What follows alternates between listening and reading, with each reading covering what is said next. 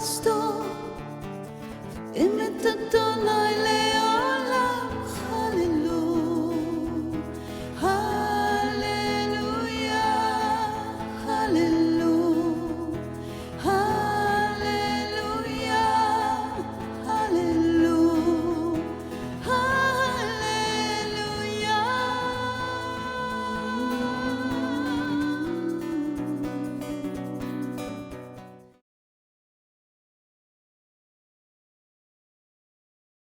Shalom, shalom, mais bonjour. Mon nom est Jackie Furman des ministères Ariel Canada et j'ai le grand plaisir de vous présenter aujourd'hui la continuité de Daniel, le prophète de Daniel, tel que en- enseigné par le docteur Arnold Fruchtenbaum, qui est le fondateur des ministères Ariel mondialement, et aussi les idées du leader messianique, M. Jacques-Isaac Gabizon, ici à Montréal. Donc, si vous regardez Daniel 3 et 4, on va juste faire 3 aujourd'hui, ces deux chapitres ont l'air tellement détachés du chapitre 1 et 2. Euh, Ça vous donne l'impression qu'il n'y a pas de lien entre les deux, mais il y a vraiment un lien entre les deux sections. Ça donne l'impression même que quelqu'un a ajouté ces deux chapitres-là et ces histoires-là. Et effectivement, il y a des personnes qui croient que ces deux chapitres ont été écrits par un autre auteur, mais non, c'est le même auteur. Et on va voir qu'il y a un lien, un vrai lien, et un lien qui parle au cœur. Donc, je vous lance ça. Avec Daniel 3 et 4, on va changer le regard de l'Empire à l'individu et surtout au cœur du roi. Et la question qu'on peut poser, c'est comment est-ce que des individus si intelligents, créés à l'image de Dieu, puissent se courber devant un statut sans vie et, euh, et oublier toutes les bénédictions de Dieu. Euh, on peut penser que c'est juste Israël, dans le fond, qui ne voit pas la main évidente de Dieu. Quand même, il était présent, omniprésent dans le désert et à travers tout, tu sais, le nuage et la colonne de feu et tout.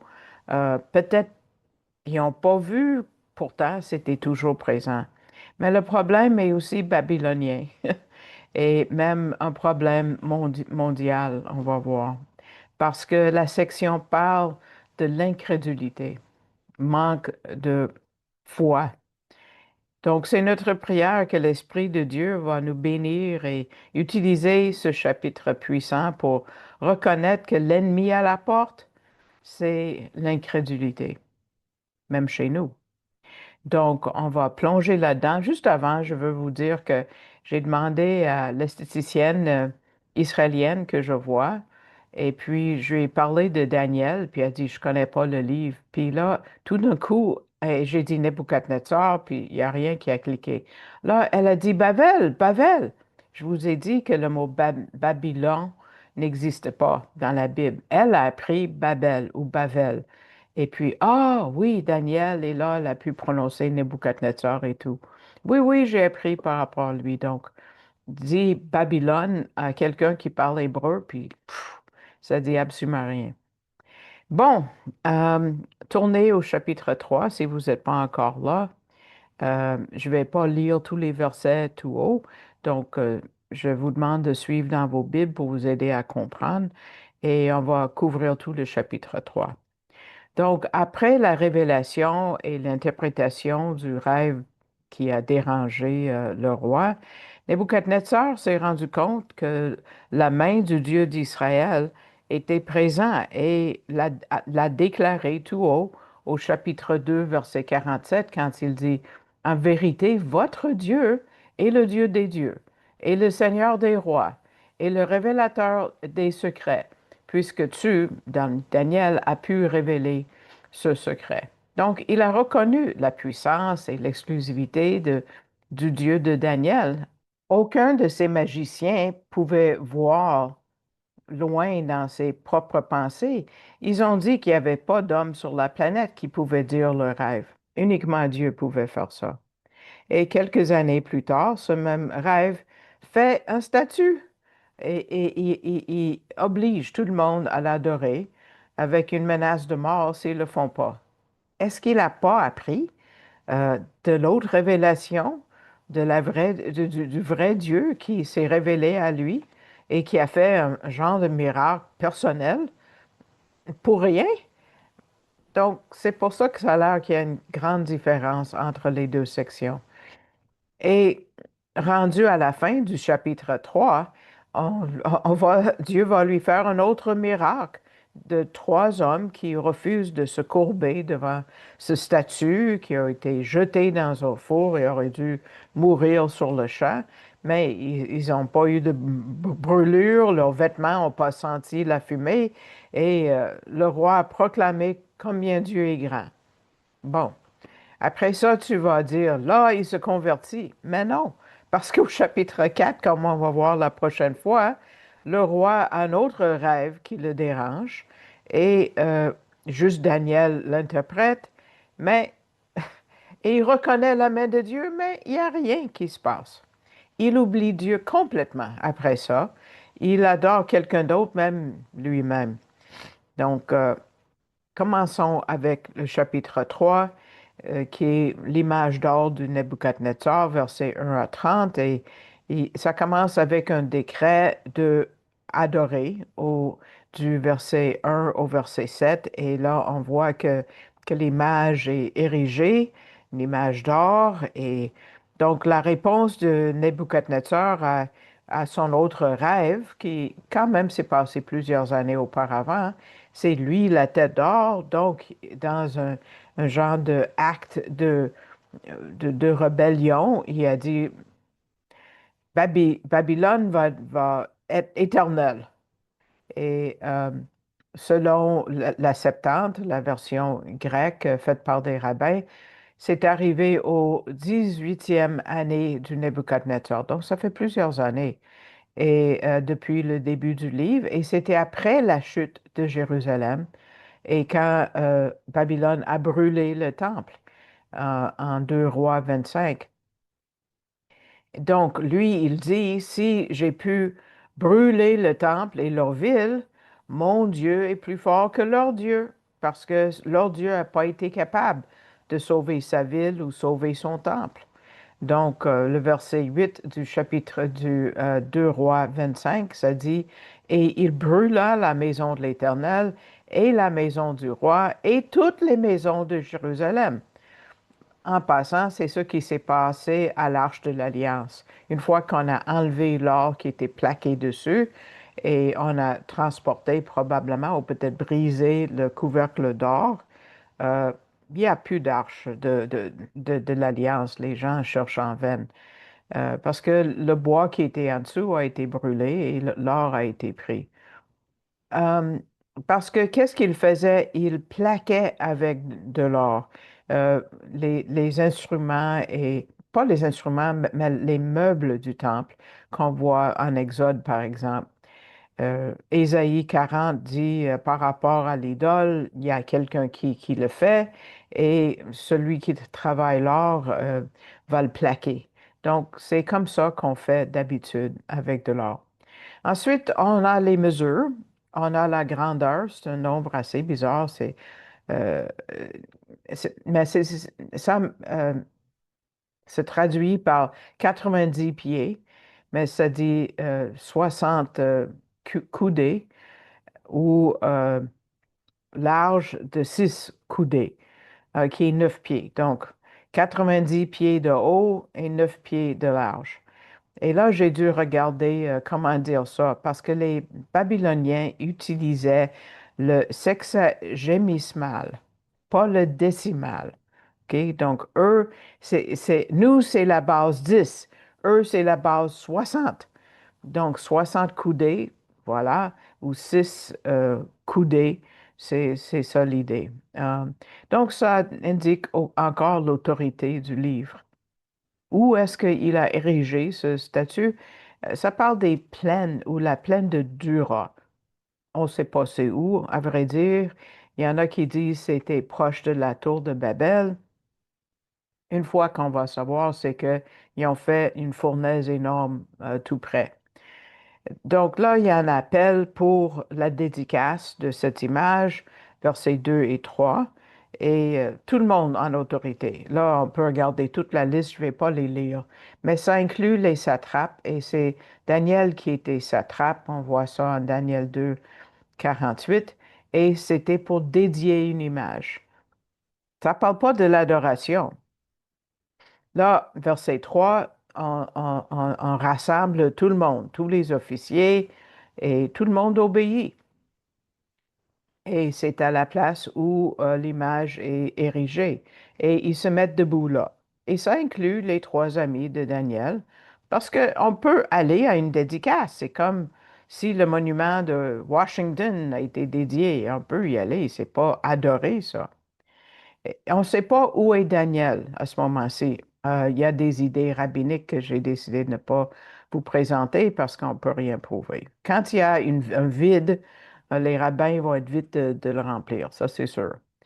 Euh, et là, on a une ordonnance, si vous voulez, un décret de l'adorer au verset 4 à 6. Et il y a quelqu'un qui écrit le décret et à qui est-ce qu'il a crié? Tous les peuples, les nations, tout le monde de tous les langages et tout et tout. Et quel est le signal qu'il faut commencer à adorer? Quand on commence à entendre la musique, et encore là, toutes sortes d'instruments, vous pouvez les rechercher si vous voulez, il n'y a pas d'importance, ces instruments-là. Et il fallait tomber en pleine face pour rendre hommage à cette image d'or.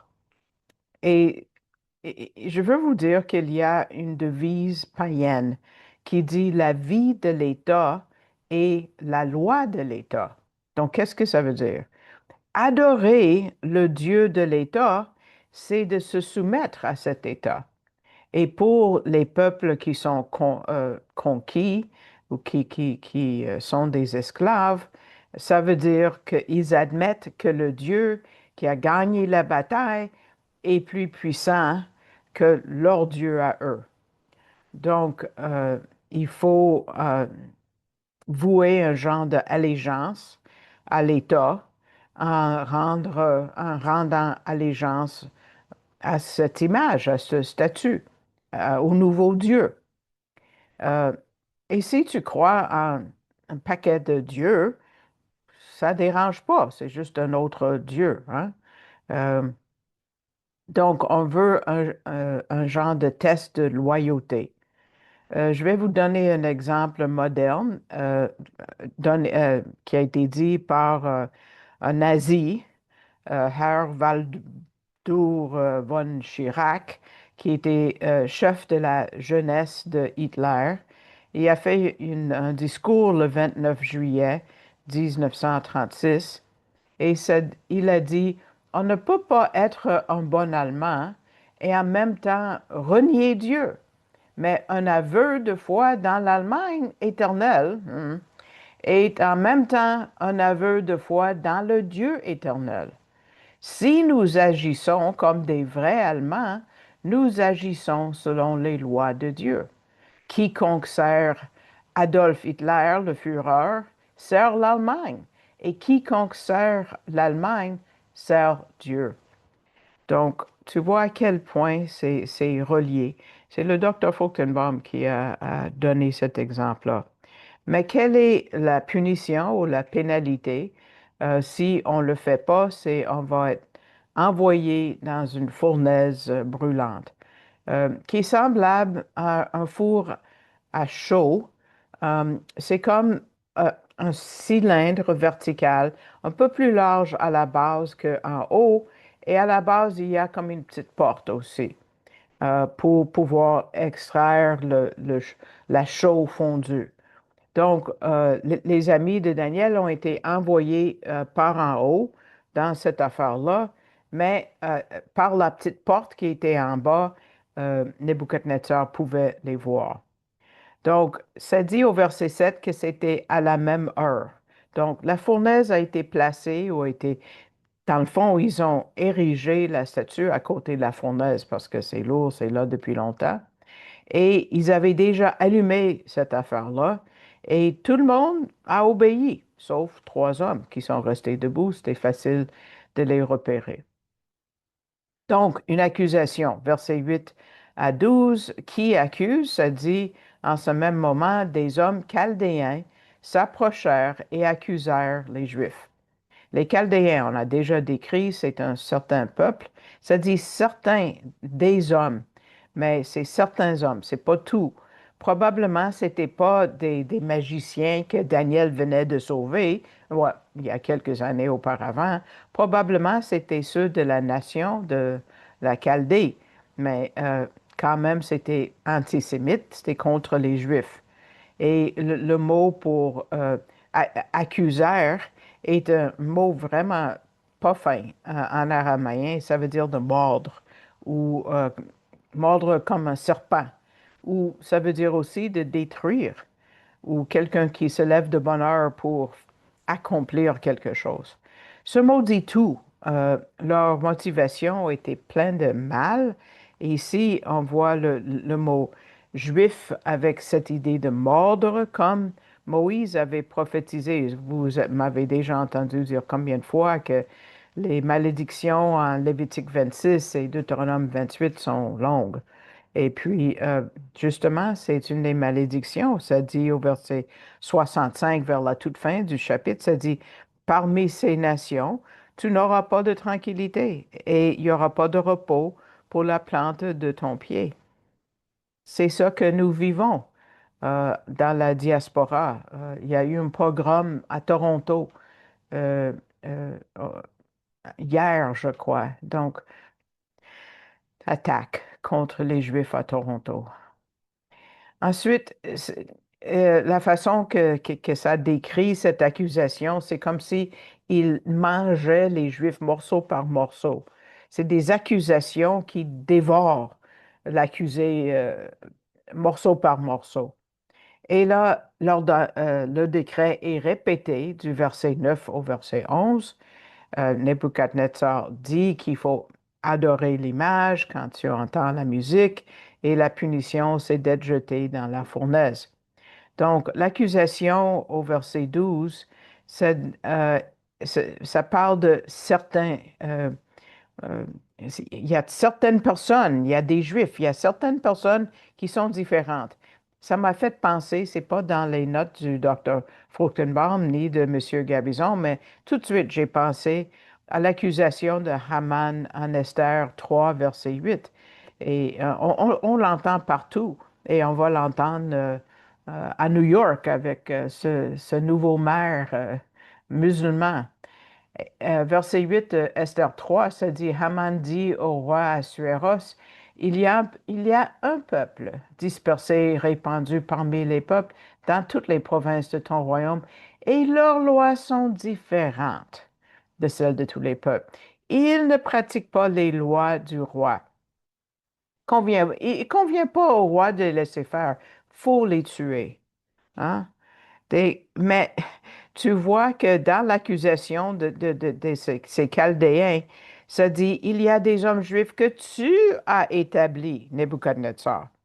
Donc, sur les services de la province de Babylone. Donc, c'est une accusation indirecte. Toi, tu es responsable, Nebuchadnezzar. C'est toi. Mais, donc, il y a un ressentiment. Ce sont des Juifs qui ont été mis à des hautes positions. Ils sont pas contents. Et ces hommes ne tiennent pas compte de toi. Donc, ils ne te respectent pas, Nebuchadnezzar. Ils ne servent pas vos dieux. Ben, on savait ça déjà. Et ils n'adorent pas cette image d'or que tu as érigée. Donc, ça, c'est la désobéissance au plus haut point. Ouf! Donc, il y a un témoignage de ces trois amis de Daniel du verset 13 au verset 18. On voit Nebuchadnezzar qui les met au défi. Euh, mais d'abord, qu'est-ce qu'on voit au verset 13? On voit ses émotions, on voit la rage, la furie. Puis il commande que les trois soient ramenés avant lui, ils sont arrêtés. on les accuse. Et là, verset 14, est-ce que c'est vrai que tu adores pas mes dieux? Mais ça, ils devaient le savoir déjà. Mais que tu adores pas mon image d'or? Nebuchadnezzar leur doit rien. C'est qui a demandé que les trois amis de Daniel aient leur position? C'est Daniel qui a demandé. Donc, dans le fond, vous les trois, vous me devez quelque chose. Donc, je vous donne une deuxième chance. Verset 15. Fais-le maintenant devant moi. Si vous êtes prêts à tomber, adorer quand la musique va commencer, mais sinon, il va y avoir une pénalité importante. Et qui est le Dieu qui vous délivrera de ma main? Quelle arrogance. Donc, encore une rébellion. Et il est fortifié par la destruction de Jérusalem en 586 avant Jésus-Christ, quand il a détruit le temple. Mais ce n'est pas du tout ce qu'il a dit au chapitre 2, quelques années avant, verset 27, quand il a dit « Votre Dieu est le Dieu des dieux, le Seigneur des rois, et ta. Donc, qu'est-ce que les trois Juifs disent? Verset 16, Shadrach, Meshach et Abednego répondirent et dirent au roi Nebuchadnezzar, ils disent pas roi, au roi, ils l'appellent par son prénom, comme ça, ou je sais pas quel genre de nom que c'est. Il n'est pas nécessaire que nous te répondions sur ce sujet. S'il en est, comme tu dis, notre Dieu que nous servons peut nous délivrer de la fournaise de feu ardent, et il nous délivrera de ta main, ô roi. Et sinon, sache, ô roi, que nous ne servirons pas tes dieux, et que nous n'adorons pas la statue d'or que tu as dressée. Rien à discuter. Dieu est capable de nous délivrer. S'il veut, il va le faire. Et s'il décide que non, c'est pas grave. Nous allons nous soumettre à Dieu de toute façon. On ne va pas servir vos dieux, on ne va pas adorer. Mais comme j'ai dit, avez-vous remarqué que les trois n'ont pas dit au roi Nebuchadnezzar, ils ont dit Nebuchadnezzar de même, comme s'ils ont dit réveillez-vous, tu sais, vous n'êtes pas un dieu, vous êtes juste Nebuchadnezzar. Après avoir utilisé son nom comme ça, deux fois, ils disent au roi, parce qu'ils savent qu'il est le roi, il est capable de les jeter au feu ou les mettre à mort. Mais tu peux toucher nos corps, mais tu ne peux pas nous changer l'idée. Ils étaient des exemples vivants de ce que Yeshua, Jésus, a dit en Luc 12, versets 4 et 5, qu'on va mettre à l'écran. Jésus a dit en Luc 12, 4 et 5, mais je vous dis à vous, mes amis, ne craignez pas ceux qui tuent le corps et qui après cela ne peuvent rien faire de plus, mais je vous montrerai qui vous devez craindre. Craignez celui qui, après avoir tué, a le pouvoir de jeter dans la géhenne. Oui, vous dis-je, craignez celui-là. Donc, ces trois amis-là ont complètement compris ça et ils ont vécu selon ce que Jésus a dit combien de siècles plus tard. Donc, on les jette à la fournaise, versets 19 à 23. Nebuchadnezzar est tellement enragé, son visage était altéré, déformé par le rage. Et donc, il ordonne que la fournaise soit 7 fois plus chaud, qui va les tuer plus vite, n'est-ce pas? Ils vont souffrir moins longtemps. Il n'a pas pensé à ça. Et là, il ordonne qu'ils soient exécutés, verset 20, tués.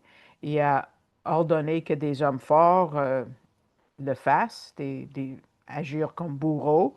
Il fallait les attacher et les envoyer du haut de la fournaise. Et ils l'ont fait, verset 21. Il faut dire que les vêtements qui sont mentionnés, c'est des beaux vêtements. Quand ça dit des pantalons ou des caleçons, c'est des belles affaires qu'ils portaient pour cette occasion de dédicace. Leur tunique, il y a des traductions qui disent des turbans. leur manteau. Ils n'ont pas enlevé ça. Ils ont décidé de brûler tout ça aussi, parce que les trois sont venus vêtus pour l'occasion. Mais ils ne pouvaient pas adorer, c'est sûr. Donc, ils voulaient faire ça vite, vite, vite, vite. Hein? Donc, au verset 22, on va voir l'alliance abrahamique qui entre en jeu, parce qu'ils voulaient tellement que ça soit plus chaud que ça a tué ses propres hommes. Donc, ils ont réussi à amener les Juifs en haut où il y a l'ouverture, mais ils ne pouvaient pas sortir vivants parce que les flammes de feu ont rattrapé les, euh, les bourreaux, dans le fond. Et j'ai passé à l'alliance abrahamique. Donc, là, il y a les trois Juifs qui tombent dans la fournaise. Je ne sais pas, tu sais, quelle grandeur est cette fournaise. On n'a pas les mesures. Euh, mais ils tombent dedans. Donc, le paradoxe, c'est ceux qui sont en dehors de la fournaise meurent, ceux qui sont dans la fournaise restent en vie. Et les paradoxes continuent, parce qu'on voit la délivrance du verset 24 au verset 27. Et Nebuchadnezzar voit un miracle. Il est tout à fait étonné. Il a dit, hey, on a envoyé les trois. Mais les conseillers disent, oui, oui, au roi, c'est vrai, c'est vrai. Et là, il dit, mais il y a quatre hommes, pas trois. Puis ils ne sont pas attachés, ils ne sont plus attachés non plus. Donc, qu'est-ce que ça veut dire? Que le feu a brûlé leurs liens, mais pas, mais rien d'autre, rien d'autre. Le feu a été utilisé pour leur avantage, mes amis, et pas pour leur mal. C'est fort, ça. Donc, eux, ils marchent à travers le feu. Ils ne sont pas couchés. Ils ne sont pas debout sans bouger. Ils ne courent pas vers la porte pour essayer de s'échapper. Ils ont pas mal. Ils ont pas de, ils sont pas en train de brûler ou de rôtir. Euh, et ça dit, l'aspect du quatrième est semblable à un fils de Dieu, ou certaines traductions disent un fils des dieux. Parce que ce n'est pas le Fils de Dieu. Nebuchadnezzar avait aucune idée du Messie. Il connaissait rien. Donc, il ne va pas faire allusion au Fils de Dieu. Et Dr. Fruchtenbaum dit c'est probablement pas Yeshua, mais un ange quelconque. Et les anges, il connaît parce qu'il va faire référence au verset 28 plus tard. Donc là, il les ordonne de sortir de la fournaise.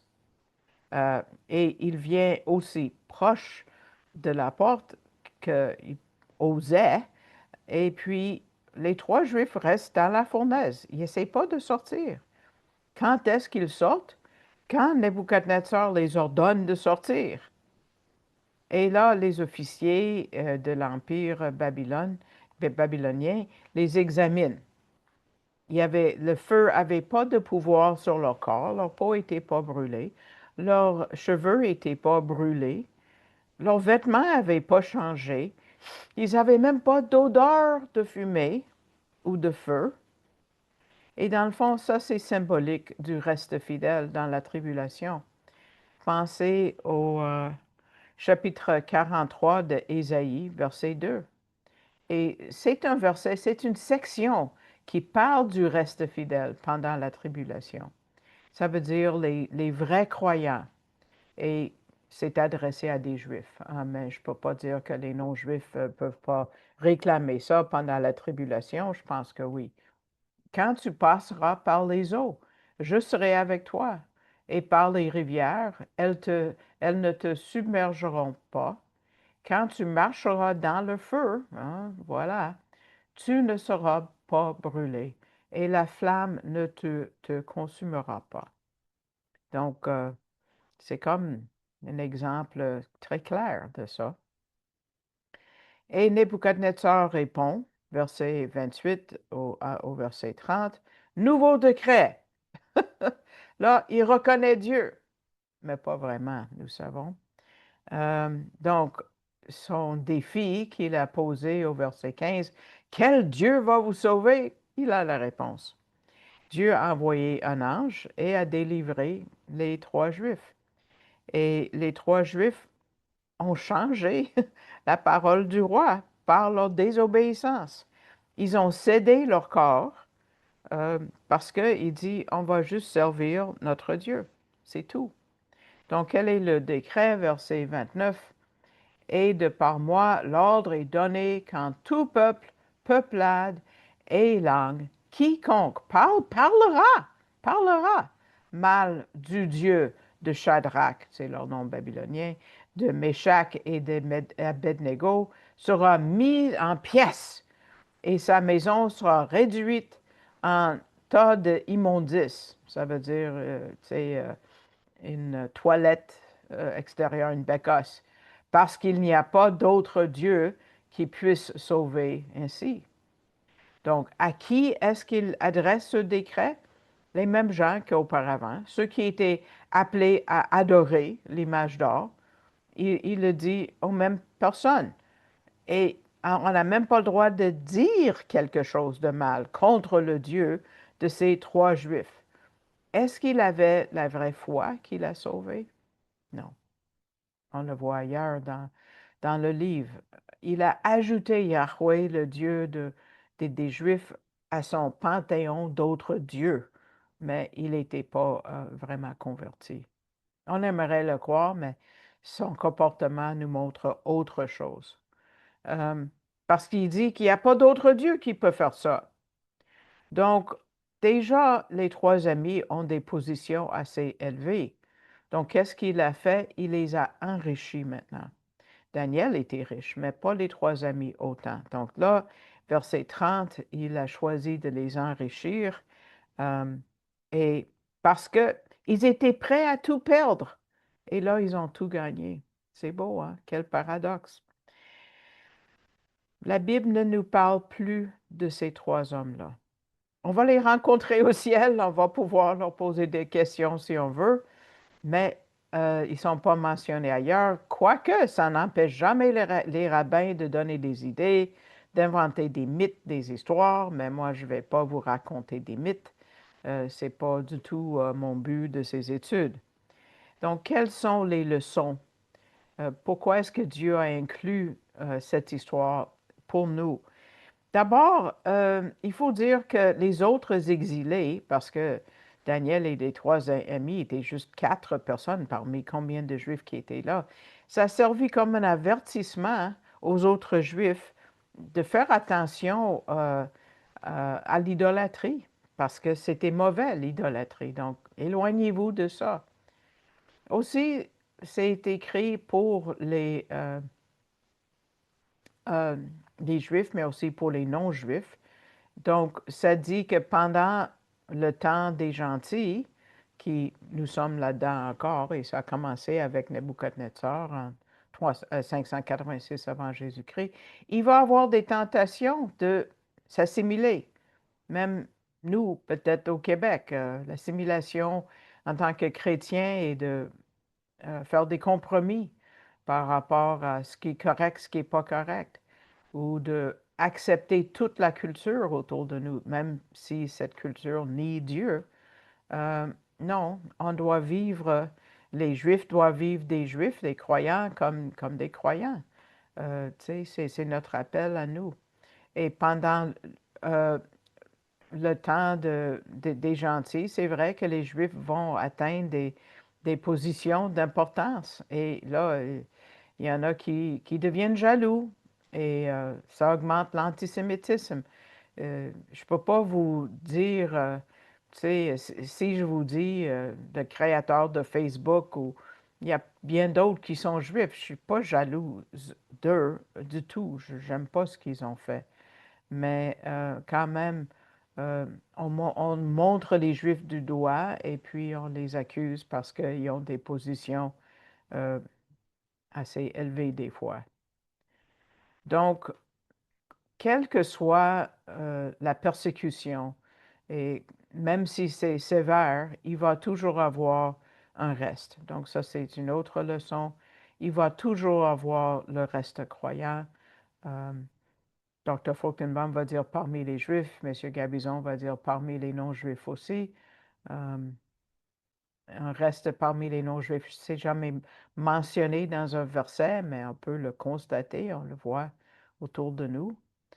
Donc, il va toujours avoir un reste pendant les temps des gentils, comme nous maintenant, mais aussi une fois qu'on est enlevé, donc pendant la grande tribulation. En particulier, il va y avoir un reste croyant. Il va y avoir les 144 000. Il va y avoir un grand réveil de tous les peuples autour de la planète. Donc, avec ceci, je vais terminer avec une illustration de M. Gabizon. Euh, Vous connaissez peut-être tous le verset en Ésaïe 40, verset 31, mais on va regarder. Ça parle d'un aigle et ça dit, mais ceux qui s'attendent à l'Éternel renouvelleront leur force.